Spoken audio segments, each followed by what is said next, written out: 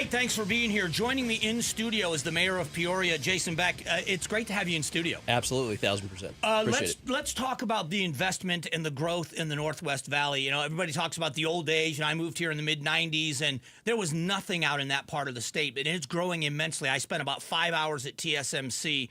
But there's a packaging plant, and Peoria got a huge get with this company coming to your city. Tell me how that happened. So it started really 2.5 years ago. Well, it started 4 years ago, I guess, if you really go back to it, whenever the election was going on. One of the things that I kept talking about was how we were going to go after having a serious relationship with Arizona State Land Division. A lot of people told me it was impossible. I met with former Governor Doug Ducey when he was still in office. He kind of gave me some insight of what I should be looking at and how I should be looking at how to actually do business with the state. Fast forward, we, about a year ago, signed the largest municipality and state land deal in the state's history, which was over 7,000 acres, which what that does is it brings all the 7,000 plus acres to bear.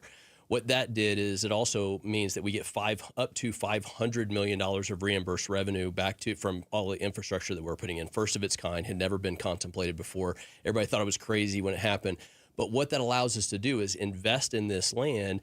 And then we were able to get Amkor, which is going to spend, it's going to be 2.1 million square feet. It's going to be over a $2 billion infrastructure deal. Apple is involved, which a lot of people are going to hear more and more about over the next couple of weeks. But hundreds of millions of dollars from other companies are going to be poured into this facility. And this is going to be one of the most and largest advanced packaging facility in the nation.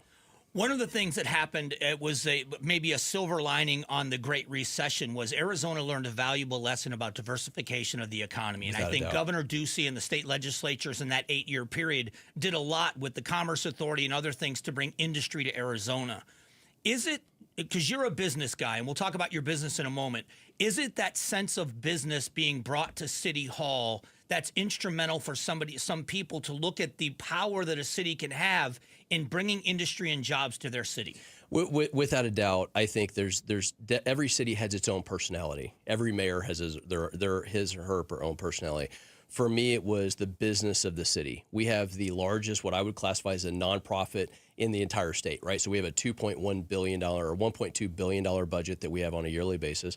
Our job is to bring the most tax dollars we can in as a business of the city to actually do the most good with it. And what that does is whenever you're talking to other businesses, me being a CEO of a $130 million company with my own personal business, and being able to have a conversation with a company, I understand their problems. I understand the inherent issues that they have with everything from employment to infrastructure to the cost from construction, all those other factors. So I'm able to have a different conversation with a lot of these businesses than most can. When you look at the Peoria, and I've spent a lot of time out there, and years ago and recently, when you look at the growth that's happened and the expanse with infrastructure and the beautiful businesses and the brand new fire stations and the police stations and the things you're able to do, public safety in that city, it's because of the tax revenue that's generated from this new industry that's coming in. It's one of them. I mean, I look at every single thing. One of the things that I did when I first came in, and I had a conversation with a developer, and I was looking at every business that they were looking at putting on this one parcel as an example. And I gave them an example of Chick-fil-A. I'm like, well, I'm looking for a Chick-fil-A in this location. They're like, you really like Chick-fil-A? I'm like, I like the $600,000 in revenue that comes from that. I look at it from a difference of metrics. One is, how do we take care of the public? How do we actually drive revenue back? And then if we drive revenue back, I can hire more school resource officers. We've added 8 in the last 3 years alone. How do we actually add capability like drone programs and these types of things? How do we add more firefighters, new firehouse? I think people think that this money comes magically back to the cities and they spend $1 and it just magically happens. You have to have people that are economic drivers and what I would call investor confidence. I need to give that business investor confidence that they're going to come work with the city of Peoria and that they're going to have confidence that we're going to do the work that's necessary to get them in action so they can actually start making money. The sooner they can start making money, the sooner tax revenue starts coming back to the city, and I can do more with it. I can actually improve roads and improve people's lives. And when they are going to try to attract good employees, they're able to do that when the infrastructure, when public safety is strong, when the schools are strong, when you've got enough teachers. Absolutely. And that only happens if you've got the tax revenue to make it happen. Absolutely. So as an example, you look at our educational aspect of what we've tried to do in the city of Peoria. I'm for school choice, but I'm for all school choice, for all parent choice. So I've got one kid, I've got multiple kids. I've got 6 boys, as a lot of people know, but I've got 3 of them are in a charter school. 1 of them is in a public school. 1 of them is in the public school system. So I believe in all these different options to be able to do that. Why that's important is because not every kid learns the same way. You and I have talked about this. And we're bringing a West Mech into Peoria. That's another thing that my 17-year-old is actually looking at. Amazing program. We're getting another West Mech that we just announced with the move of Amkor. We're going to build another West Mech. So that's 2 West Mechs in the city of Peoria, and literally announced in a 12-month period of time. So what is the timeline with this project? I mean, it's a $2 billion investment. It's going to take some time. What is the timeline? So the initial opening so groundbreaking is October 6th at the PIC, what we call the Peoria Innovation Core. We just won this historic auction of 840 acres. Again, largest of any municipality in the state's history that's actually won this, now put this into action.